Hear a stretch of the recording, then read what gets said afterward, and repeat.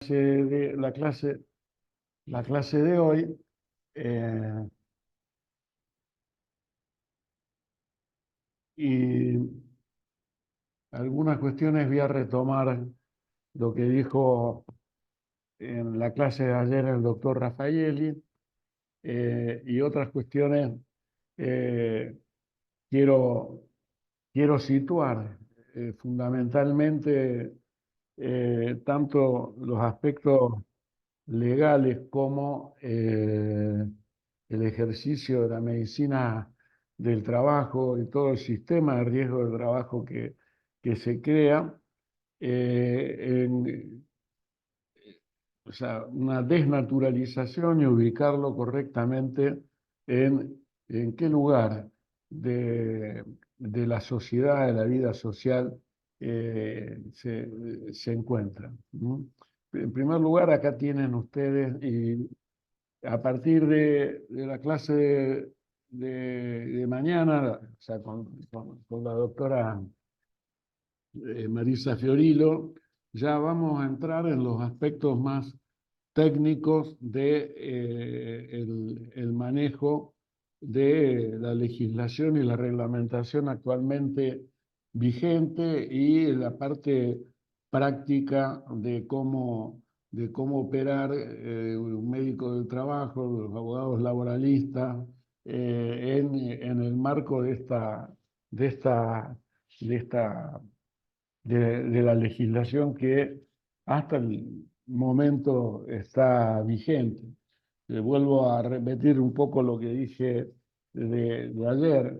Es un momento, desde el punto de vista de la medicina legal del trabajo, del derecho del trabajo y la seguridad social, es un momento de gran incertidumbre porque, como ayer dijo el doctor Rafael y como todos ustedes son conscientes y como está a la vista de todo el mundo, en los medios de difusión, en las redes sociales, eh, todo nuestro sistema vinculado al mundo del trabajo y a las relaciones laborales está cuestionado en el día, a partir del 10 de diciembre.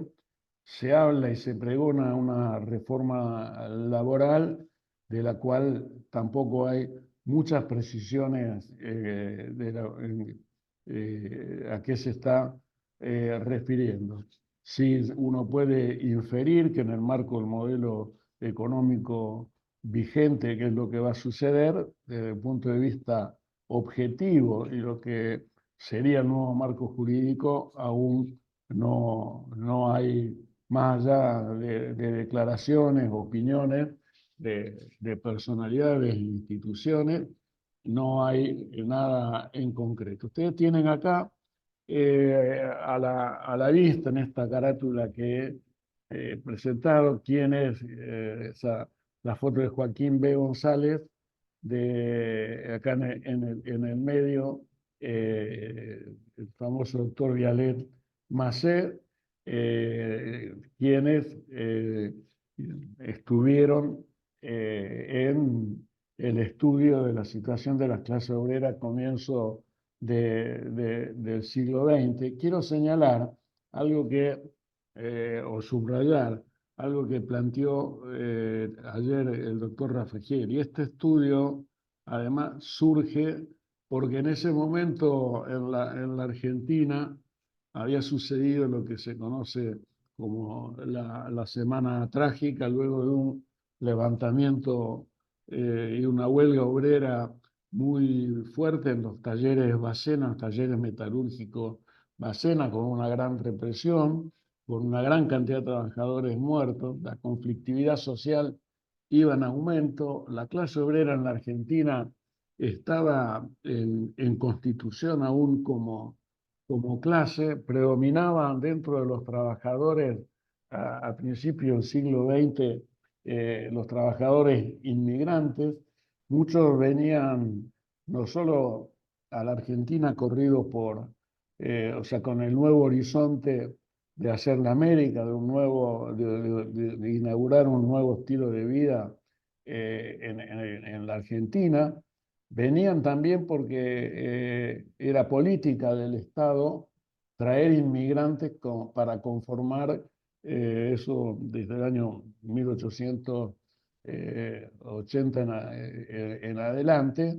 La idea era, y la embajada en Argentina, la idea era traer mano de obra calificada para poblar la Argentina y para poder tener un desarrollo capitalista acorde a lo que aspiraban las clases dominantes. En el medio de esa conflictividad es que se hace este estudio y aparecen, como vamos a ver más adelante, las primeras leyes obreras o protectores del trabajo.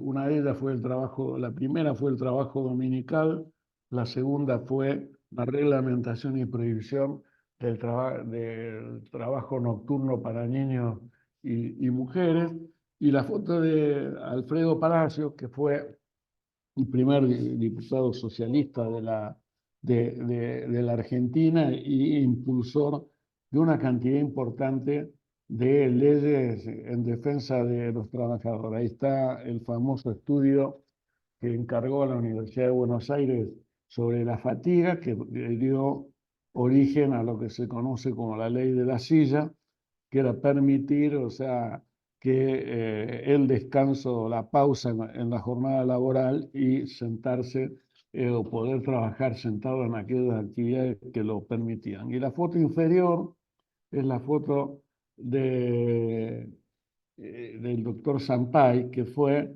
el inspirador, el redactor de la famosa Constitución Argentina de 1949, que se conoce como la Constitución de los derechos. Quiero señalar tres cuestiones que me parece que son sumamente importantes. Una, o sea, ¿qué diferencia? O sea, para empezar, o sea, esto que la medicina legal del trabajo no está en el aire y no es natural. Y me parece importante que tenemos que situarla, es decir, en qué espacio social o cómo es el espacio social productivo y de las ideas en la cual se mueve. Quiero comenzar esta clase haciendo una diferencia entre estos tres conceptos: derecho, derechos y ley. ¿Qué es el derecho? O sea, el derecho es el conjunto de normas e instituciones que rigen una sociedad o un aspecto determinado de las actividades de esta. Se habla así del derecho argentino, del derecho internacional, del derecho del trabajo, del derecho de la seguridad social, y esto es lo que se conoce como derecho objetivo. Cuando decimos derechos en plural, se hace referencia a los intereses jurídicamente protegidos de los individuos, personas de existencia física o las personas jurídicas o de existencia ideal, o sea, las organizadas conforme a la ley, sociedades, instituciones, fundaciones, sindicatos, etc. Estos son los derechos subjetivos. Y la ley es la norma jurídica dictada por el Parlamento u otras instituciones dependientes y habilitadas por la Constitución de cada país. Hay otras normas jurídicas de distintas jerarquías que la ley, como la Constitución, los decretos, las ordenanzas y las resoluciones. Todas estas cuestiones, ley, decretos, ordenanzas y resoluciones, constituyen o le dan forma a lo que es el sistema de riesgo de trabajo y la seguridad social en la Argentina, y también en ese marco se encuentra la ley de higiene y seguridad vigente y reglamentada en el año 1979, que hasta ahora sigue estando vigente.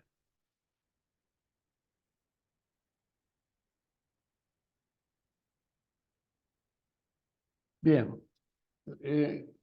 me interesa situar la medicina del trabajo y el marco jurídico en el marco del conflicto y de social que le da existencia al modo de producción y a la sociedad capitalista en la que vivimos. La medicina y la legislación del trabajo están insertas, subsumidas, quedan contenidas en esta relación conflictiva entre el capital y el trabajo. ¿A qué llamamos estructura económica o qué es la estructura económica de la sociedad? En la producción social de su vida, los hombres contraen determinadas relaciones necesarias e independientes de su voluntad, relaciones de producción que corresponden a una determinada fase del desarrollo de las fuerzas productivas materiales. El conjunto de estas relaciones de producción constituye la estructura económica de la sociedad, la base sobre la que se levanta la superestructura jurídica y política a la que corresponden determinadas formas de la conciencia social. Esta definición, este párrafo tomado del prólogo a la contribución de la crítica de la economía política de Marx, define estas tres instancias que me parece importante tener en cuenta, porque el proceso de producción constituye la base, el modo de producción constituye la base material sobre la cual se edifica el conjunto de la vida social, que sería la superestructura jurídica, política y el conjunto de las ideas que predominan y las instituciones en la sociedad. Y esas ideas e instituciones que vamos a ver cuáles son a lo largo de esta clase, constituyen las distintas formas de lo que se llama de la conciencia, las formas de la conciencia social. Por lo tanto, la base material de la sociedad, o sea, el proceso de producción, consta de dos elementos fundamentales. Por un lado, la estrategia de extracción de plusvalor. En el proceso de producción, que lo que se produce son mercancías que tienen un valor y se intercambian en el mercado. ¿Cuál es la estrategia para obtener la ganancia en el capital invertido en la producción de esa, de esa mercancía? Eso es la estrategia, a lo que se denomina estrategia de plusvalor, y un proceso laboral técnico que es que está constituido por el objeto del trabajo, los instrumentos, la fuerza del trabajo vivo humano, la organización y división del trabajo, que es lo que permite la producción de bienes de uso que circulan en el mercado como mercancía. De ese conjunto de la estrategia de extracción del plusvalor más la base laboral técnica de cómo se producen las mercancías, surgen lo que hemos visto a lo largo del año pasado, los procesos deteriorantes y los procesos saludables, de los cuales se constituyen el perfil de desgaste o perfil patológico en la salud de los trabajadores. Este cuadro también lo hemos visto a lo largo o sea, en la introducción, en la materia introductoria del año pasado, no sé, que el proceso de producción es el encuentro, por un lado, del capital y por otro de la fuerza de trabajo, con intereses antagónicos y distintos y conflictivos, que la estrategia del valor, digamos, es lo que es la evolución del modo de producción capitalista desde la producción mercantil simple a lo que hoy conocemos como el capitalismo cognitivo y de plataforma. Es lo que fue y lo que ustedes vieron en las primeras clases, todos los distintos modelos, el taylorismo, el fordismo, el toyotismo, las nuevas formas de organización y división del trabajo, el trabajo inmaterial y demás. Todo eso constituye, digamos, la forma en la cual se produce y se genera el valor. Y por otro lado, el proceso laboral técnico, como lo acabo de describir. Los procesos, o sea, de producción y procesos salud-enfermedad se interrelacionan, son dos procesos complejos y no implican interacciones sociales de reciprocidad ni neutras ni simétricas. Ponen en escena las contradicciones, conflictos, negociaciones generadas en la lucha, implícitas o no, entre los diferentes intereses, significaciones y legitimaciones de la base material de la sociedad. Por eso decimos que no están en el aire, que no son construcciones ideales y que inclusive no dependen de nuestra voluntad y de nuestros valores éticos y morales, que tienen independencia de nuestro deseo. Es así como la medicina del trabajo funde sus raíces profundas en la base material misma de la formación económica social en la que está inserta y desde la misma queda sometida, subsumida, implicada en el devenir de la correlación de fuerza entre el capital y el trabajo en cada momento histórico concreto. Ustedes y nosotros tenemos la suerte de, frente a esta definición, frente a esta afirmación que realizo, un poco por la edad de ustedes, sobre todo por la de ustedes, de poder haber sido testigos de distintos momentos históricos en la Argentina, en lo que va de este casi cuarto del siglo XXI. Hemos pasado por momentos donde se intentó o se enunció la reconstrucción del estado de bienestar en la Argentina después de la crisis del 2001 hasta el año 2015.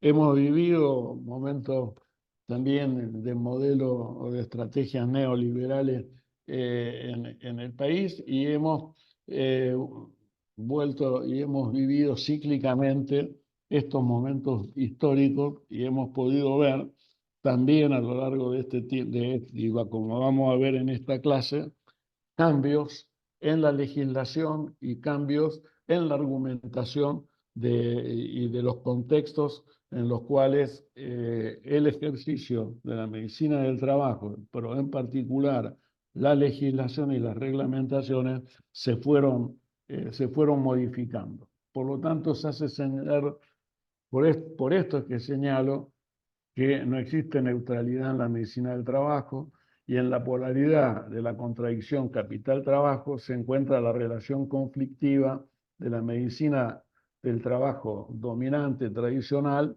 o la concepción de la salud ocupacional renovada, transformadora, abordada desde lo que se denomina la medicina social, la salud colectiva o la epidemiología crítica. ¿Cuál es la pertinencia? Bueno, digamos, mientras pensaba esta clase, digo, para qué les sirve a ustedes, ¿no es cierto?, ir en la profundidad de algunos de estos conceptos y ubicar de esta manera la medicina legal del trabajo. ¿Cuál es la pertinencia de este análisis de la sociedad actual para la medicina legal del trabajo? En primer lugar, en la forma de establecer la relación de causalidad y la determinación del proceso de salud, enfermedad, atención, reparación de la salud de los trabajadores. Es decir, este conjunto de categorías y conceptos nos permiten tener, o son las que de manera consciente, inconsciente, desde el marco teórico que cada uno se sitúe con total libertad, establece cuáles son las relaciones de causalidad y determinación del proceso salud-enfermedad, es decir, la causalidad, y a partir de ahí se estructura la práctica en materia de salud laboral. Y en segundo lugar, la base del conflicto y la lucha de interés entre el capital y el trabajo quedan expresadas y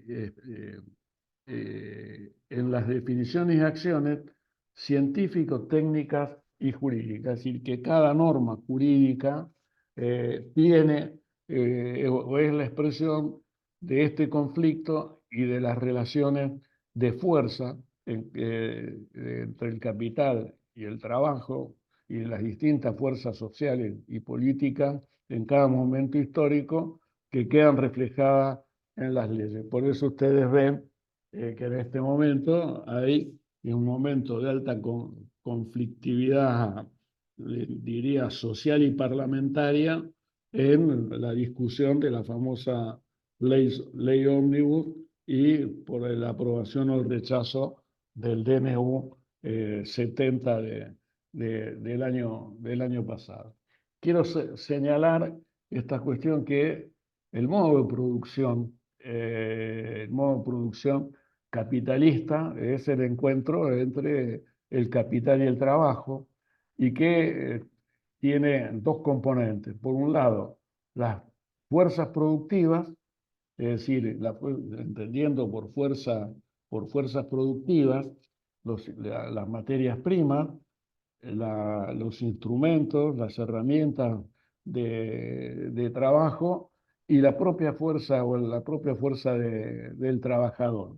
Y las relaciones de producción son las relaciones sociales de propiedad y apropiación del producto del proceso de trabajo. Esto es lo que constituye y le da sustento a la base material o a la estructura jurídica eh, en la sociedad. Las relaciones, por lo tanto, son relaciones de propiedad. El capitalismo es un modo de producción basado en la propiedad privada de los medios de producción. Las materias primas, las máquinas, los datos, el conocimiento, el software, y en el carácter asalariado de manera directa o indirecta de los trabajadores. Eso es lo que diferencia el modo de producción capitalista de los modos de producción anteriores, el feudal, el esclavista o la comunidad primitiva. La relación básica de este sistema es que se establece entre trabajadores, hombres libres, carentes de medios de producción propios, que trabajan por un salario o venden su fuerza de trabajo, y los capitalistas que son dueños de los medios de producción que para ponerlo en funcionamiento contratan trabajadores a cambio de un salario o del dinero. Por eso decimos que son relaciones de propiedad. En segundo lugar, y esto también es importante para entender las crisis cíclicas permanentes a las que asistimos, esta afirmación también que hace en el prólogo, la contribución de la crítica a la economía política, Marx, cuando dice que al llegar a una determinada fase del desarrollo de las fuerzas productivas materiales de la sociedad, chocan con las relaciones de producción existentes, con las relaciones de propiedad dentro de las cuales se han desenvuelto hasta ahí. De esta forma, de desarrollo de las fuerzas productivas, estas relaciones se convierten en trabas y se abre así una época de cambio social, es una crisis cíclicas de las cuales siempre hay una salida. Sintetizando, la estructura o la base de la sociedad es el conjunto de las relaciones de producción que corresponden a un estadio determinado del desarrollo de las fuerzas productivas. Eso, digamos, incluye el conjunto de las relaciones de producción en el sector primario, secundario y terciario de la economía. Y la superestructura está constituida por las instituciones políticas, jurídicas y por determinadas formas de la conciencia social que corresponden a esa base. La base tiene un carácter económico, mientras que la superestructura pone al servicio de la sociedad ideas políticas, jurídicas, estéticas y además creen las instituciones correspondientes. La base está directamente determinada por las fuerzas productivas de la sociedad y la superestructura solo se liga a la producción, a las fuerzas productivas de una manera indirecta, por intermedio de la economía, y en eso reside una de sus particularidades. ¿Qué es el Estado? Porque hoy estamos frente también a esta cuestión eh, eh, de mucho Estado, poco Estado, si el anarcocapitalista necesita o no del Estado, qué es el Estado, qué es el mercado. Me parece que si vamos a analizar la medicina legal del trabajo, hay que ubicar el derecho laboral, el derecho, en el marco de qué es el Estado. Entonces, el Estado nació de la necesidad de refrenar los antagonismos de clase y al mismo tiempo nació en medio de estos conflictos. Es por regla general el Estado de la clase más poderosa, económicamente dominante, con la ayuda de él se convierte también en una clase política eh, dominante. Hay muchas teorías alrededor del Estado y acá vamos a ver algunas definiciones. Hobbes y Rousseau se considera, digamos, partiendo de las definiciones de Hobbes, que plantea que el Estado es lo que permite salir del estado natural para pasar al estado social en la vida y en la relación de los seres humanos, y Rousseau con su famoso contrato social inauguran, digamos, en el comienzo del capitalismo una teoría alrededor del tema del Estado. Para Max Weber, el Estado, digamos, es una organización política de carácter institucional y continuada en la que su aparato administrativo reclama con éxito el monopolio de la fuerza legítima para la realización del ordenamiento vigente. Digamos, el Estado es lo que impide, digamos, que los conflictos se resuelvan siempre de manera agresiva, donde los hombres, digamos, estén permanentemente en lucha y enfrentados unos con otros. El Estado es un tipo de Durkheim, tipo de conciencia colectiva, pero no la concentra toda. Es un organismo del pensamiento social. Su función específica es elaborar representaciones sociales para dirigir la conducta colectiva. El Estado es un poder superior a los individuos, como cualquier fenómeno social, lo es en el sentido de que es anterior a ellos e independiente de su voluntad, y nunca en el sentido de que el Estado pueda inmiscuirse coercitivamente en sus vidas individuales o absorberla. El, el Estado es un producto de la sociedad cuando llega a un determinado grado de desarrollo. Es la confesión de esa sociedad que se ha enredado en una contradicción consigo misma y que está dividida por antagonismos irreconciliables y que es impotente para conjurar. Pero al fin que esos antagonismos, estas clases con interés económicamente en pugna, no se devoren a sí mismas y no consuman a toda la sociedad en una lucha estéril, se hace necesario un poder situado aparentemente por encima de la sociedad, llamado a amortiguar el choque, a mantener en los límites del orden. Por eso me parece importante esta última parte, es decir, que a los fines de que las clases sociales y los grupos sociales antagónicos y una sociedad organizada de acuerdo a las características que ustedes quieran, para que no nos devoremos unos contra otros y tengamos los límites, ese límite, ese orden y la función de mantener ese orden es la función que tiene el Estado. ¿Qué es el mercado? El mercado es una forma de organización económica en la que los productores intercambian sus productos llamados mercancías a través del acto de la compra-venta. Para que una mercancía se cambie con otra es necesario que haya un equivalente entre, es decir, que valgan lo mismo, que cada una tenga un valor fijado en la moneda del país que sea. El tiempo de trabajo socialmente necesario para producir la mercancía es la magnitud de medida y comparación de las medidas que surge para establecer la equivalencia en el intercambio. Esto es lo que se conoce como la ley del valor. Tal equivalencia puede darse a través de un intercambio directo, el trueque, digamos, cuando desaparece la moneda, ya nosotros también vivimos el periodo del trueque. No sé si son demasiado jóvenes como para, para haberlo vivido cuando fue la crisis del 2001, ¿no? Pero, digamos, en las comunidades primitivas, el intercambio de los productos era a través del trueque, pero también cada producto tenía un valor, no se intercambiaba uno con otro, sino que tenía ya un valor.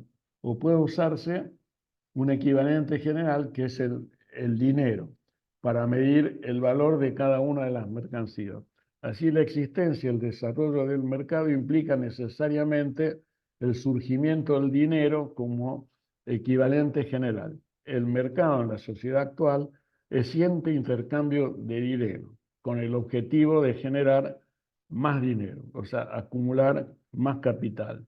Las mercancías tienen dos determinaciones fundamentales, un valor de uso y un valor de cambio. El valor de uso es la necesidad de satisfacer el valor de uso es para lo que sirve cada una de las mercancías. Así que, ¿qué necesidad satisface? Por ejemplo, la utilidad de una lamparita, que es la capacidad de iluminar. El valor de cambio es la proporción numérica en que una mercancía se cambia con otra, medida por el tiempo de trabajo socialmente necesario para producirla. Proporción llamado precio o cuánto se usa, cuánto vale en dinero. Sin embargo, esta doble determinación no es de doble vía. En la economía mercantil es el valor de uso está subordinado al valor de cambio, es decir, a cuánto vale cada una de esas mercancías y cada uno de lo que cada uno produce. Las condiciones históricas que hacen necesario el surgimiento de la economía mercantil, el mercado solo surge cuando existen productores independientes, unos de otros, que producen para un público de consumidores anónimos. En contraste con la economía de supervivencia, cada unidad productiva, ya sea una familia o una comunidad, produce para su propio consumo, por lo cual no puede haber mercado. Es decir, que el mercado surge tal cual como lo conocemos o como se utiliza en el lenguaje común de los medios de comunicación, de los especialistas, de los economistas, de los sociólogos, para que exista el mercado. En ese mercado, digamos, las mercancías se intercambian fundamentalmente por dinero, con el objetivo de, de, de volver en ese ciclo a que las mercancías vuelvan a generar capital y capital más mercancía, y así reproducirse. Delimitar estas condiciones históricas es clave para por qué elimina la noción de que el mercado es algo natural o se encuentra en la naturaleza humana, concepciones que se encuentran en todos los defensores del sistema capital. Una vez establecidas las condiciones históricas, cuando los productores independientes intercambian sus productos y surge el mercado, los productos tienen supremacía sobre los productores. Es que el mercado el que mueve la economía y no los productores. Esta situación lleva a que el objetivo de la producción sea la venta y no la satisfacción de las necesidades humanas.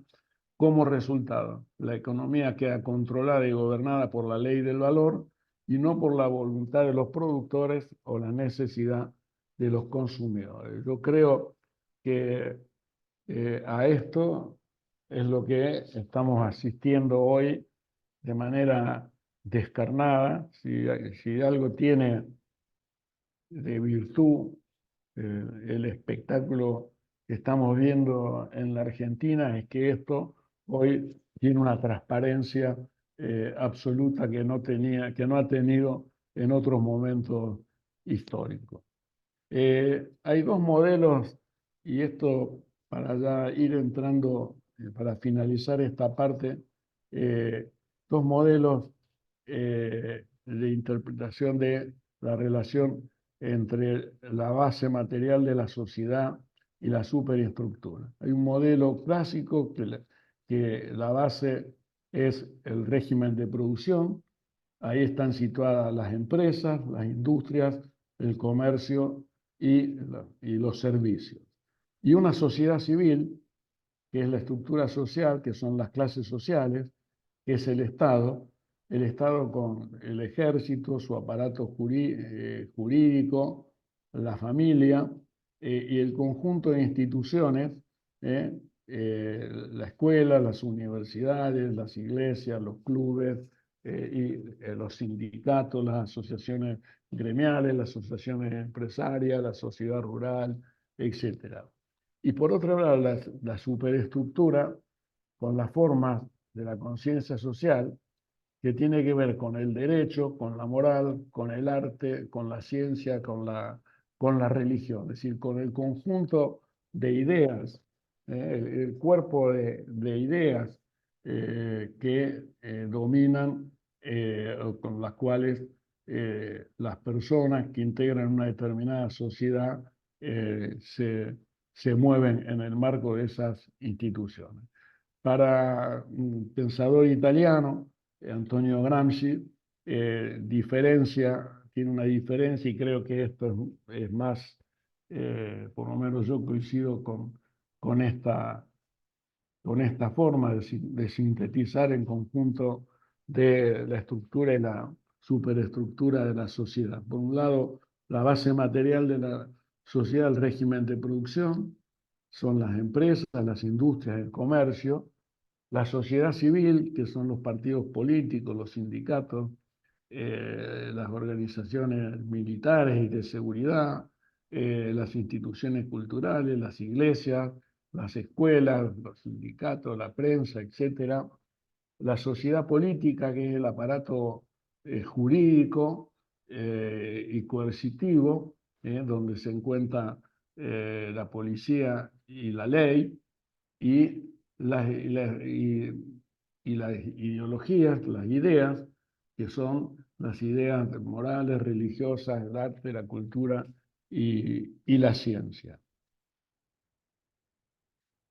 Por lo tanto, es importante para cerrar el concepto que utiliza, entre otras, Irene Basilacci de Galdino, que el tema de las representaciones sociales, que son las construcciones para tener un poco, cuando hablamos de ideologías, de paradigmas, de moral, de religión, de arte, de cultura, de ciencia, eso tiene que ver con las representaciones sociales, que son construcciones simbólicas, individuales o colectivas, a las que los sujetos apelan o a las que crean para interpretar el mundo, para reflexionar sobre la propia situación, la de los demás, y para determinar el alcance y las posibilidades de su acción histórica, sea individual y colectiva.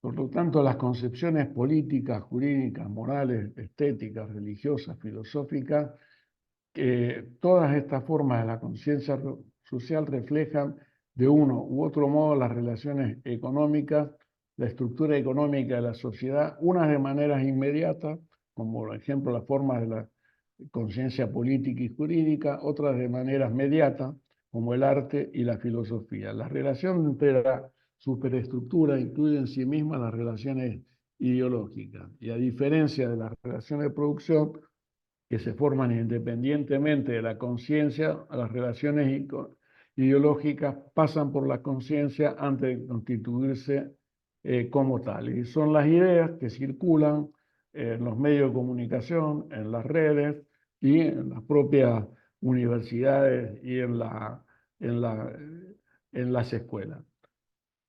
En el marco de esa estructura jurídico-política y como parte del Estado se encuentra el sistema judicial argentino. En este esquema, en este triángulo, tenemos todo lo que conforma el sistema, la superestructura jurídica, digamos, de la nación argentina. En la cúspide, en la pirámide, la Constitución Nacional, los tratados internacionales que han sido incorporados como parte de la legislación, o sea, cada tratado internacional que la Argentina suscribe a través de una ley se incorpora al aparato jurídico, al cuerpo jurídico de la Argentina. Las leyes nacionales que dicta eh, el, el Parlamento Nacional, la Cámara de Diputados y de Senadores, los decretos presidenciales, ¿no? Las leyes provinciales y las constituciones provinciales. La Argentina es un país por definición federal, por lo tanto, cada provincia, en el marco de la Constitución nacional, también cada provincia tiene su autonomía, que se rige por la Constitución provincial y las leyes provinciales. Así lo establece la Constitución del año 1856. El conjunto de sentencias judiciales, desde todo lo que es la jurisprudencia, es decir, tanto los fallos de la Corte Suprema de Justicia como de las instancias inferiores del Poder Judicial, constituyen también parte de el cuerpo y enriquecen el cuerpo legislativo vigente en la Argentina. Y en la base, los contratos entre los particulares, que también, digamos, son los que luego estos contratos entre particulares tienen también carácter de obligatoriedad para quienes los suscriben, y luego se dirimen esos contratos entre particulares en todo el resto de estas pirámides que constituye el sistema legal en la Argentina.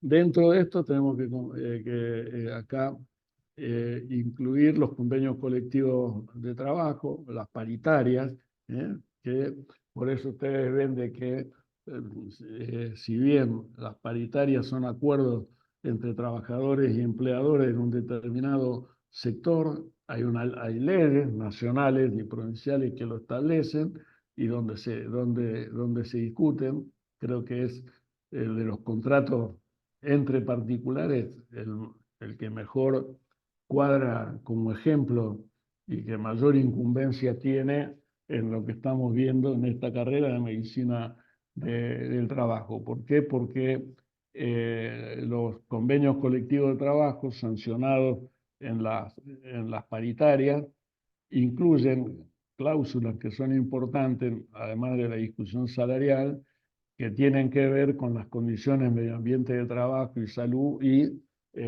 los aportes a la seguridad y la conformación de la seguridad social. Entonces,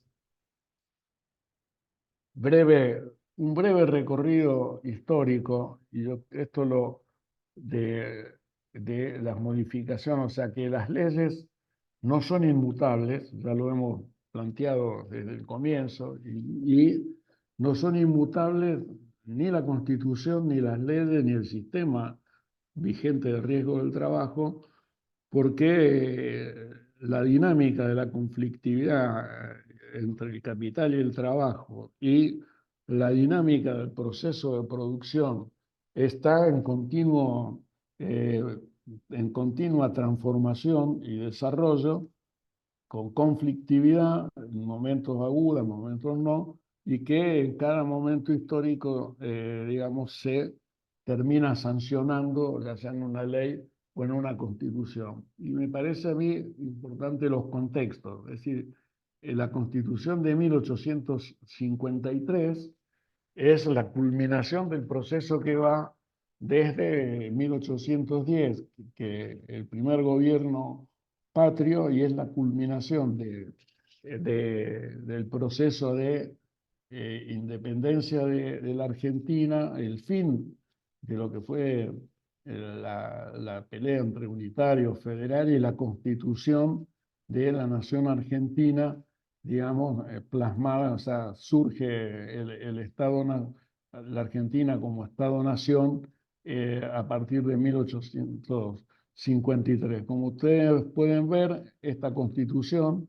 digamos, tuvo distintas reformas parciales, en 1860, 1866, 1898, hasta la reforma la reforma completa de la Constitución, una que se puede considerar una nueva Constitución, que es la Constitución de 1949, conocida como la Constitución de la Justicia Social y la de los Derechos de los Trabajadores. Pero esta Constitución no surge en cualquier momento, sino que surge ya en un proceso que había empezado en el año 1945, que se consolida en 1949, y surge porque la clase trabajadora se transformó en un actor social de peso. Se había plasmado, se había iniciado un proceso de industrialización del país, un proceso de sustitución de importaciones, un proceso de nacionalización y de impulso de los resortes básicos de la economía en manos del Estado. Tengan en cuenta la nacionalización de los ferrocarriles y el surgimiento de la marina mercante en la Argentina, a la Junta Nacional de Granos, o sea, el monopolio del Estado en la comercialización de los granos, en el transporte y en el comercio exterior, y se sancionan un conjunto de derechos que ahora vamos a ver muy rápido en esta Constitución, que garantizan lo que se conoce como el estado de bienestar, que a su vez está en consonancia con lo que estaba sucediendo en Europa, tanto en Estados Unidos como en la Europa de la posguerra. Esto dura hasta el año 1955, que se interrumpe esta constitución, y en 1957 se plasma, se reforma nuevamente la constitución a través de una asamblea constituyente en la Argentina, que deroga la constitución del 49, vuelve en parte a la del 58, pero se da en un contexto estaba Arturo Frondizi en el gobierno, y que se conoce como el periodo del desarrollismo. ¿Qué planteaba el desarrollismo? La necesidad del desarrollo de la Argentina, el desarrollo de las fuerzas productivas para consolidar un estado de bienestar. Por eso no se interrumpe. Hubo un intento de nacionalización del petróleo que no se llevó a cabo. Hubo distintas acciones, pero en esta Constitución está el artículo 14 bis que vamos a ver, que está actualmente vigente, que vamos a ver qué es lo que señala, porque tiene incumbencia directa con la materia de la medicina legal del trabajo, y la otra materia que es la materia, el derecho del trabajo y la seguridad social. Lo que estaba contenido prácticamente en toda una Constitución de 49 queda resumido en este artículo 14 bis en el año 1957. Y en el año 1994 se reforma la Constitución actualmente vigente en nuestro país en el marco de un contexto neoliberal, de reforma del conjunto de la reforma profunda del Estado, y una de las cuestiones fundamentales es que se sancionan los derechos de los consumidores que están, digamos, por encima del derecho de los ciudadanos. Muy breve, ¿qué decía o qué garantizaba la Constitución del 49? En primer lugar, el derecho del trabajo. El trabajo es el medio, dice la Constitución del 49, el trabajo es el medio indispensable para satisfacer las necesidades espirituales y materiales del individuo y de la comunidad, la causa de todas las conquistas de la civilización y el fundamento de la prosperidad general. De ahí que el derecho de trabajar sea protegido por la sociedad considerándolo como la dignidad que merece y proveyendo ocupación a quien la necesite. El derecho a una retribución justa, el derecho a la capacitación, el derecho a las condiciones dignas de trabajo, la consideración debida al ser humano, la importancia que el trabajo reviste como función social y el respeto científico recíproco entre los factores que concurren de la producción consagran el derecho de los individuos a exigir condiciones dignas y justas para el desarrollo de su actividad y la obligación de la sociedad de velar por la estricta obediencia de los preceptos que las instituyen y reglamentan. El derecho a la preservación de la salud, o sea, el cuidado de la salud física y moral de los individuos debe ser una preocupación primordial y constante de la sociedad a la que corresponde velar. Este derecho a la preservación de la salud, después que se derogó la Constitución del 49, no vuelve a aparecer en las nuevas constituciones. El derecho al bienestar, el derecho de los trabajadores al bienestar cuya expresión mínima se concreta en la posibilidad de disponer de vivienda, indumentaria y alimentación adecuada, de satisfacer su angustia sin necesidad y la de su familia en forma que les permita trabajar con satisfacción, descansar libre de preocupaciones y gozar mesuradamente de las expansiones espirituales y materiales. El derecho a la seguridad social surge acá, esta nueva rama del derecho, el derecho a la seguridad social, el derecho a la protección de la familia, el derecho al mejoramiento económico, el derecho a la defensa de los intereses profesionales, el derecho de agremiarse libremente y participar en otras actividades lícitas tendientes a la defensa de intereses profesionales constituyen atribuciones esenciales de los trabajadores y la sociedad debe respetar y proteger. ¿Qué dice el artículo 14 bis de la Constitución Nacional? Que reemplaza todos estos derechos en un solo artículo y que me parece importante rescatar.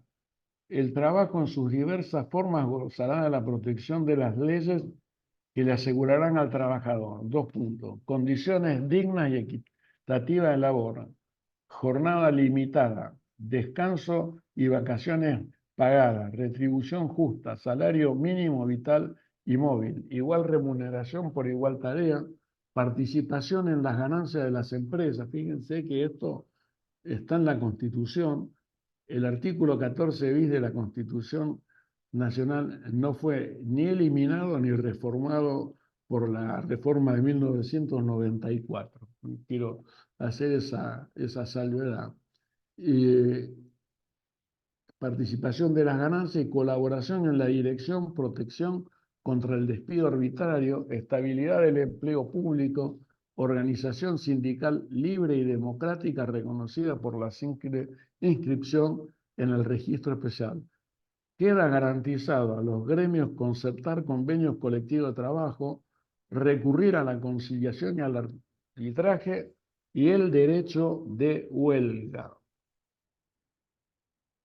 Dice también el artículo 14 bis, los representantes gremiales gozarán de las garantías necesarias para el cumplimiento de su gestión sindical y las relacionadas con la estabilidad en el empleo.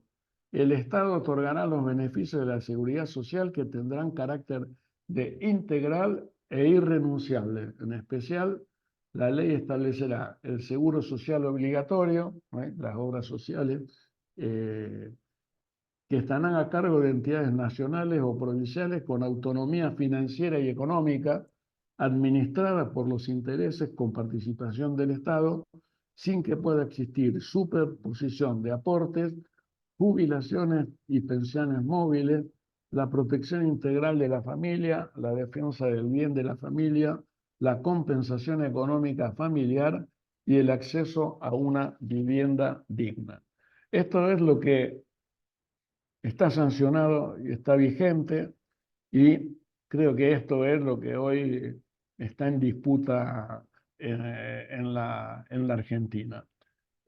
Las distintas, acá tienen ustedes en este esquema he querido situar históricamente las distintas, ustedes pueden ver en particular las leyes vinculadas a los accidentes y enfermedades del trabajo. El surgimiento de la ley 9688, como ya lo explicó el doctor Rafael, y ya lo hemos visto, no me voy a detener en ese aspecto de cómo surgió. Si ahí tienen ustedes lo que les decía, la primera ley vinculada a la defensa de intereses de los trabajadores es la ley 4661 de 1904, que es la ley del descanso dominical. Cuando di esta clase en el año, y hice esta diapositiva en el año 2018, en la provincia de Santa Fe, el Sindicato de Empleados de Comercio, y en particular para los trabajadores de los supermercados y de los shopping, estaban peleando por el descanso dominical. Y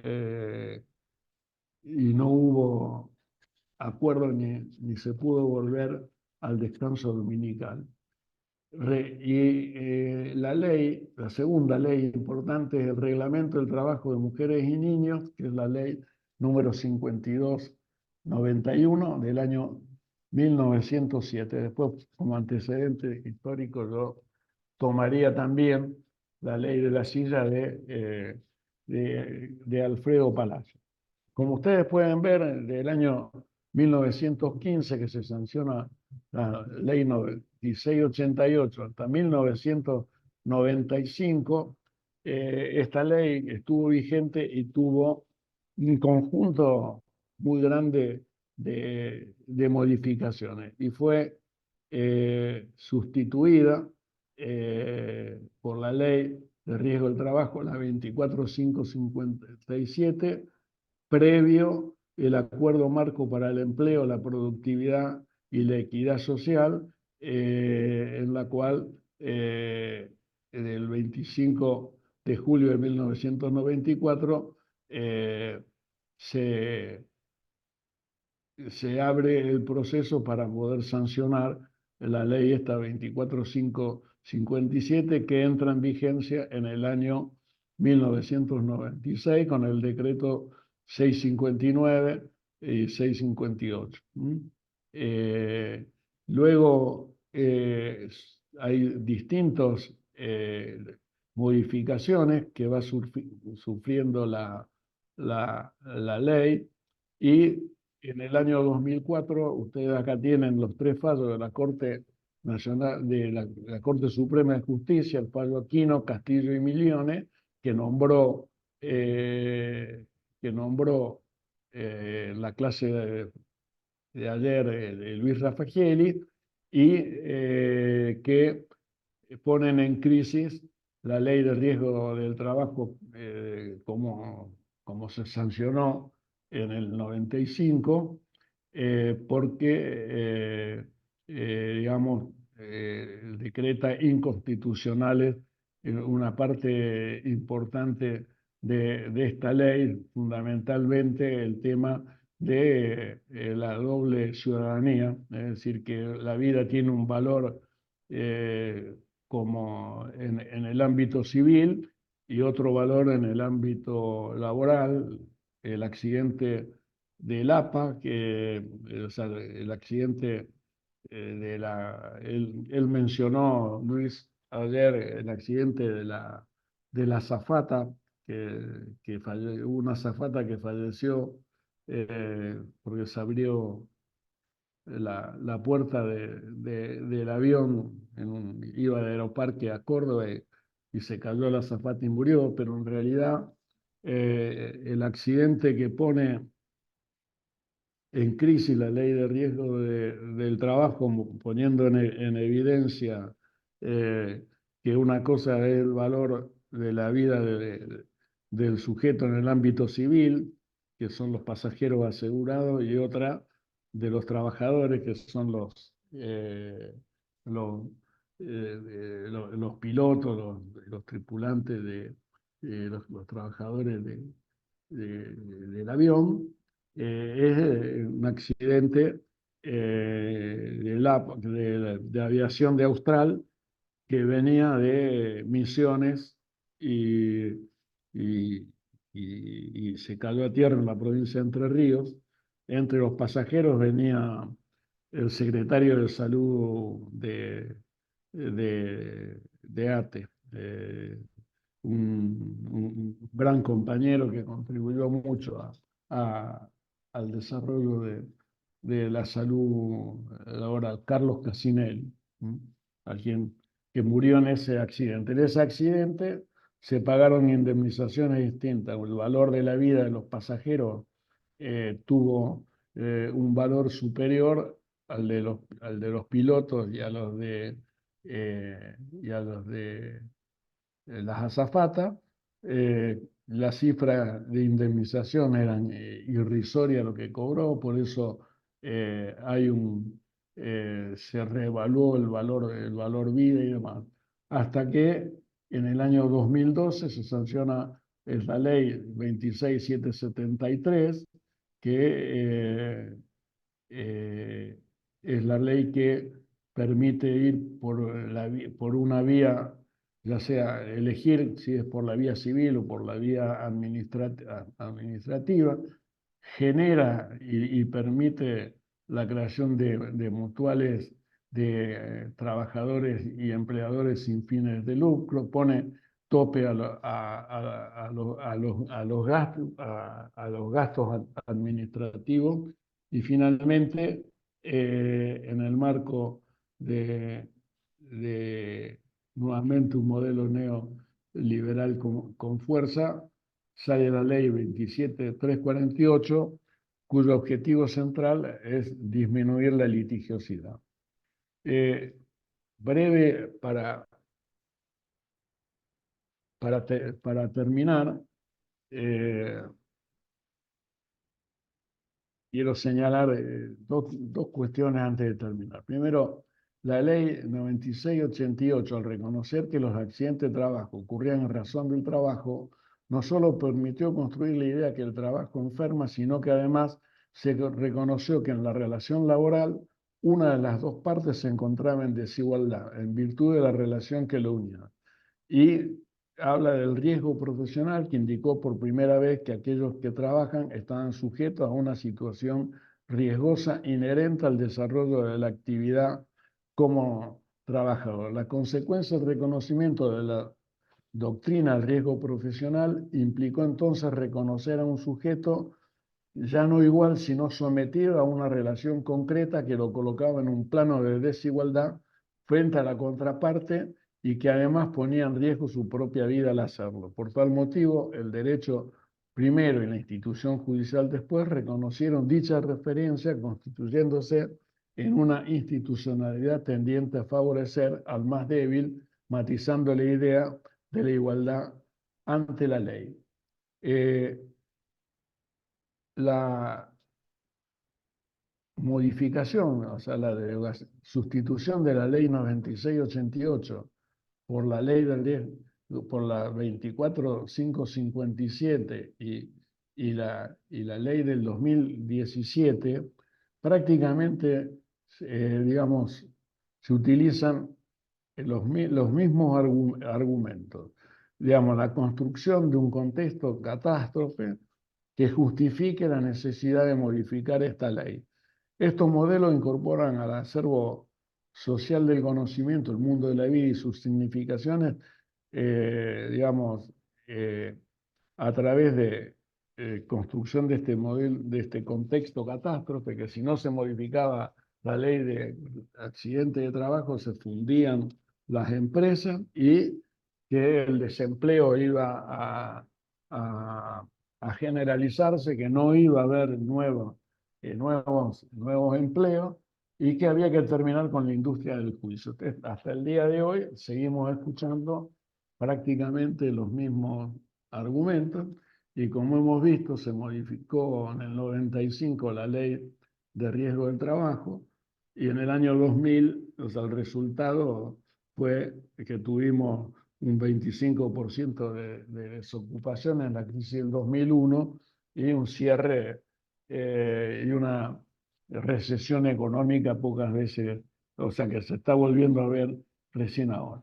Pero, digamos, en la creación de este contexto catástrofe, donde los medios de comunicación juegan un rol fundamental y hoy también las redes, los trabajadores aparecen, ¿cómo aparecen detrás de la metáfora los trabajadores? Los trabajadores no aparecen por lo general de manera explícita, sino implícita detrás de la metáfora, como industria del juicio o en el término litigiosidad, siendo representado entonces con mayor o menor fuerza según los distintos textos, como agentes de actos negativos, al igual que en el discurso discriminatorio. Asimismo, se generalizan respecto de ellos propiedades negativas y se muestran, por un lado, como causante de conflicto, en este caso a través de las distintas controversias judiciales y de demandas por enfermedades y accidentes laborales, y por otro, como generador de problemas que los involucran junto con otros, por ejemplo, los altos costos, generando altos costos laborales que hay que disminuir para que venga la inversión y por lo tanto haya empleo de calidad. Son todos argumentos que hoy también estamos escuchando. Y el empleador aparece como el lado positivo, mientras los empresarios son representados como el lado positivo del conflicto, como los que tienen que ser protegidos por la legislación, motivados a invertir, y los trabajadores de la legislación que lo protege se exhiben como las causas del contexto catástrofe al que nos hemos referido. De tal forma, este conflicto aparece invertido, ubicándose entonces al lado de los trabajadores, la fuente del riesgo, la responsabilidad, mediante la estrategia argumentativa también empleada en los textos discriminatorios para poner la culpa en la cabeza de la víctima. Lo que se presupone aquí es una relación causal directa propia de las perspectivas sistémicas de la disminución de los costos laborales y la creación de los puestos de trabajo. Esta reducción de costos se ha logrado con la pasada reforma laboral sin que el empleo disminuya y como ya advertimos, dice Irene Basilacci de Giardino, en un texto que les voy a compartir, o creo que ya lo compartí, como ya advertimos, una perspectiva crítica podría dar cuenta de la relación que se advierte en Argentina entre esta reducción de los costos y el incremento de la concentración de capital unida al constante aumento de la brecha entre ricos y pobres. ¿Cuáles son las características de este contexto catástrofe que permitió el cambio de la ley? Una definición de una situación como un contexto que tiene que ser inevitablemente una imagen negociadora del gobierno, una imagen positiva de los empresarios, una presentación ambigua y a veces contradictoria de la posición, actitud y aspiraciones del sector sindical, una referencia negativa respecto a trabajadores, jueces y abogados, los modelos causales a condiciones siguientes: cambio en la legislación, aumento de empleo, disminución de los costos, aumento de productividad, más litigio, más desempleo. Y un modelo invertido de conflicto social que subsume a algunos de los otros modelos interpretativos y que conlleva a la modificación del contenido semántico de las palabras tales como riesgo, protección, amparo, costos, entre otras. La ley de riesgo de trabajo, la 24557, introduce las siguientes características al sistema y da estas características al sistema de riesgo de trabajo. Primero comienza con la eliminación de la indiferencia de la concausa. Ayer explicó el doctor Raffagieli que era esta cuestión de la concausa, o sea, cuando un trabajador tenía una determinada enfermedad, diabetes, asma, alergia, hipertensión arterial, hipotiroidismo, si las condiciones de trabajo eran desfavorables y agravaban, incentivaban, ponían de manifiesto lo que hasta ese momento era subclínico, las condiciones de trabajo lo hacían evidente y el trabajador tenía como consecuencia de eso un daño a su salud, esta concausa era considerada igual o causa de enfermedad laboral. Claro, no existía ni se había elaborado el listado de enfermedades profesionales al respecto. La ley 24557 invierte la carga de la prueba, es decir, el trabajador tiene que demostrar ante la justicia o ante las comisiones médicas que el trabajo le ha ocasionado el accidente o ha quebrantado su salud, y que se fijó un límite al valor de la vida, crea las aseguradoras de riesgo de trabajo con fines de lucro, instala el listado de enfermedades profesionales 658, 659, el laudo del año 96, creo que es 905.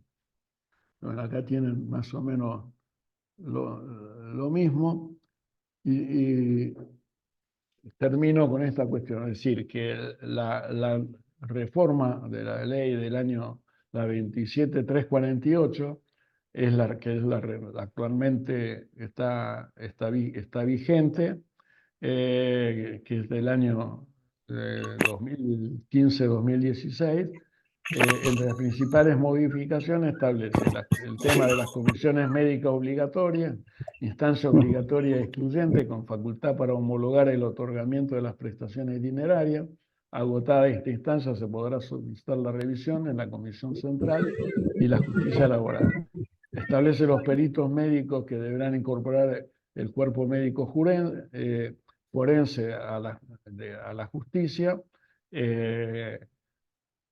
El autoseguro público provincial, que se crea como autoseguro con fin de facilitar la inclusión en el régimen de riesgo del trabajo. En la provincia de Santa Fe todavía esto no se ha inscrito en el marco de la Superintendencia de Riesgo del Trabajo, sí el autoseguro de la municipalidad desde hace muchos años, y que las prestaciones dinerarias, las indemnizaciones se liquidan de manera administrativa judicial en la cuenta sueldo del trabajador.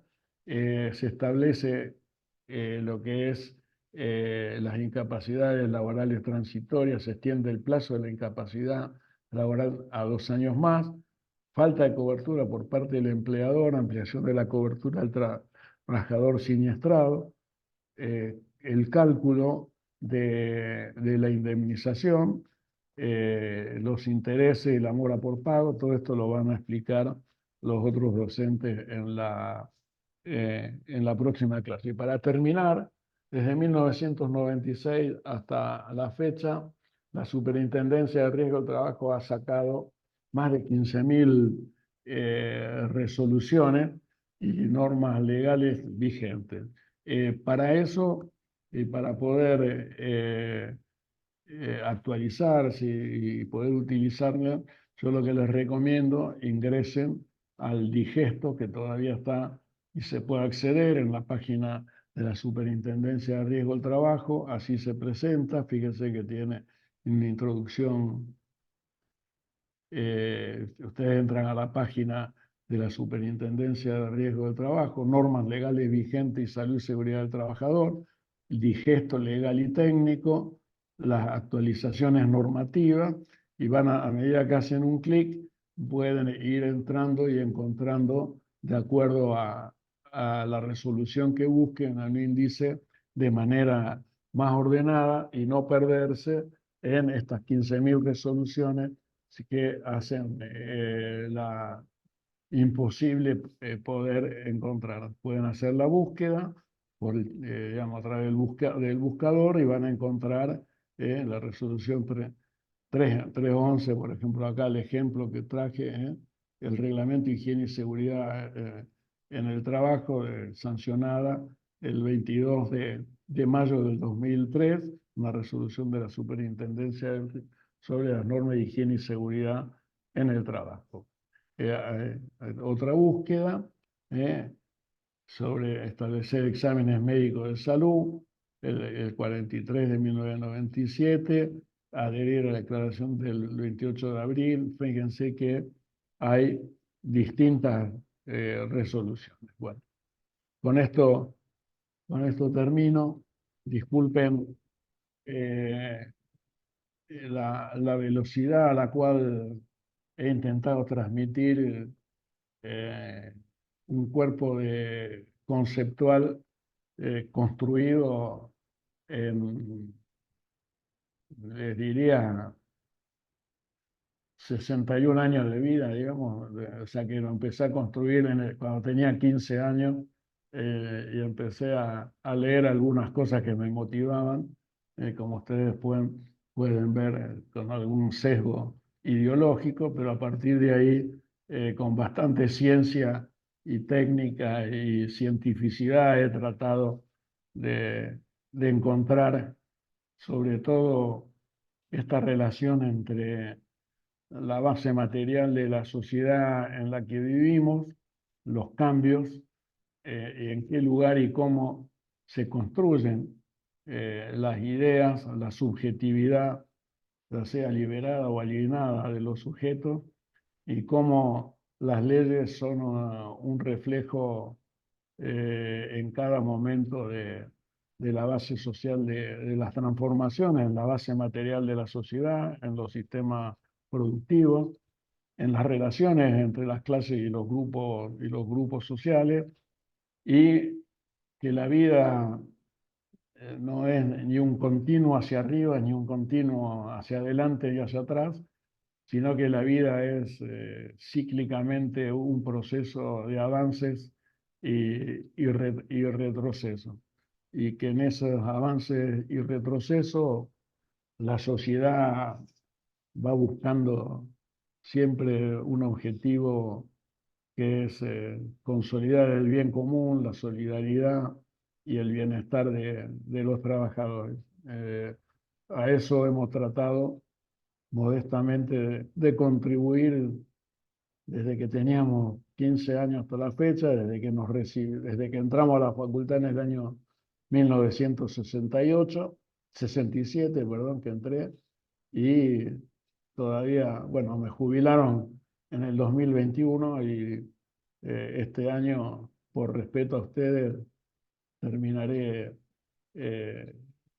mi ciclo académico junto con la corte de ustedes, poniéndole fin a una carrera universitaria, y espero eh, serles de utilidad hasta fin de que ustedes terminen este cursado y se reciban como médico de trabajo. Bueno, Qué por honor hoy, para nosotros, doctor. bueno, se agradece y se valora ampliamente. ¿Mm? Estimula a seguir trabajando y estudiando y peleando.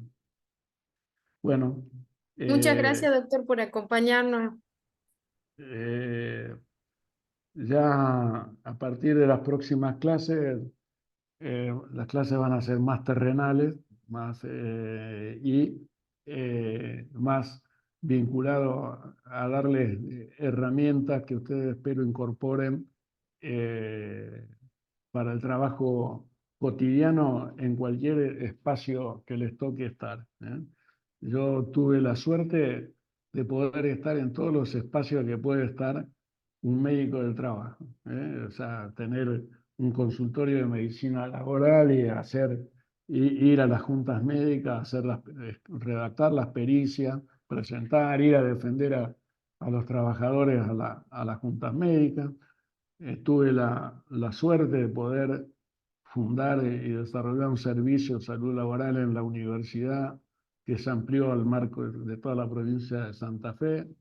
Tuve la suerte de tener una carrera académica, de fundar una carrera en medicina del trabajo, de aprender a acompañar durante casi un cuarto de siglo a colegas en esta especialidad. Y tuve también la suerte de poder estar en la Superintendencia de Riesgo del Trabajo, en el organismo máximo del Estado que tiene que hacer cumplir la ley. Quiero decirles que no fue fácil ese paso, es decir, cambiar la mirada, la práctica, o sea, adaptar mi subjetividad como académico universitario a ser el gerente de prevención del organismo que tiene a su cargo el control y tiene que hacer cumplir la ley de riesgo del trabajo y sobre todo organizar, supervisar, dirigir las inspecciones de ese organismo en todo el país y tener que resolver ese conflicto como ante cada caso particular, cambiar el rol de académico, asesor a funcionario del Estado que tiene que hacer cumplir la ley, no fue un pasaje automático. Para mí tuve que hacer un aprendizaje e incorporar dentro de mí que en ese momento yo no era un científico que investigaba y que ponía al descubierto las condiciones de trabajo y cómo se enfermaban los trabajadores, ni era un perito que tenía que demostrar la relación de causalidad entre el padecimiento del trabajador y el proceso de trabajo, sino que era la persona que tenía que hacer cumplir la ley. O sea que, y en eso de hacer cumplir la ley, yo era el representante del Estado, ¿se dan cuenta? O sea, no era un representante de unas partes, yo era el que tenía que hacer cumplir la ley. Y eso fue una batalla, no se crean que fue una cosa sencilla. Y he leído con satisfacción, si ustedes dicen, bueno, ¿cuál es la satisfacción que uno puede tener? O sea, ¿qué te puede estar satisfecho de lo que hiciste? Y he leído, y ustedes entran a la página de la Unión de Aseguradoras de Riesgo del Trabajo, ¿sí? Que, obviamente, como es de público conocimiento, no goza de mi simpatía, digamos, no tengo ningún empacho en decirlo, pero en una de sus últimos documentos, la UAR rescata como dos cosas positivas a la resolución 770 del año 2013, que es la resolución, digamos, que yo impulsé, que es la creación de las comisiones cuatripartitas por rama de actividad, o sea, los programas nacionales por rama de actividad de salud y seguridad en el trabajo. Y rescata también lo he visto con asombro mientras trataba de preparar esta clase o de volver a ponerme en sintonía, he visto que también rescata como un elemento positivo del sistema la resolución 771, que es la resolución que establece que cada empresa debe presentar a la aseguradora de riesgo del trabajo y la aseguradora de riesgo de trabajo tiene que presentar un programa de prevención, ¿qué se va a hacer en materia de prevención en cada una de las empresas aseguradas?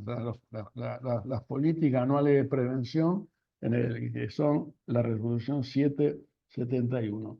Bueno, si esas dos cosas son positivas y todavía están vigentes, y ayudan a que se avance en materia de prevención, es un motivo de satisfacción. Algo de todo lo que uno hace no cae en el vacío y queda.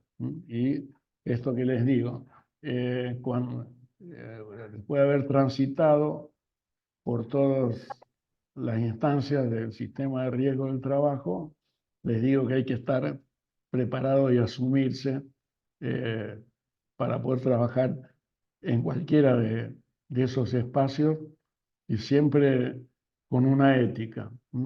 Hay un código de ética del médico del trabajo que es una resolución, no me acuerdo ahora el número, pero ese código de ética que nos protege a nosotros y nos genera la independencia como médico del trabajo en el sistema, en cualquier instancia, para que nadie nos obligue a hacer algo que no está dentro de nuestros valores éticos y morales, que me parece que es lo más importante para un médico, para volver a ese humanismo del juramento hipocrático y de conmoverse frente al dolor del otro y querer actuar como médico es lo más importante. Bueno, por hoy suficiente, los dejo.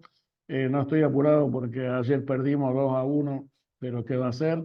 Y estoy apurado porque tengo que ir a buscar a mi nieto, que tiene su último ensayo antes de la actuación de mañana del sexteto de cuerdas de tango acá de la Municipalidad de Rosario, en la Casa de Tango.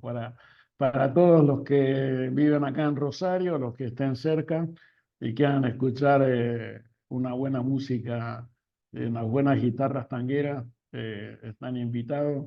21 horas en la Casa del Tango, el sexteto que dirige Martín Tesa toca ahí, y entre uno de esos 7 está Martín Groscoen. Y un abuelo que se dan cuenta ustedes, se les cae la baba. Bueno, que tengan unas muy buenas noches, muy buen descanso, excelente cena para todos. Y bueno, y no se asusten, no se vayan, que a partir de la clase que viene lo mejor. Ahí está la doctora, ahí la tienen, acá a la doctora Marisa Fiorillo, que va a dar la próxima clase la semana que viene y va a trabajar con usted, forma parte de nuestro equipo. Hasta la semana que viene.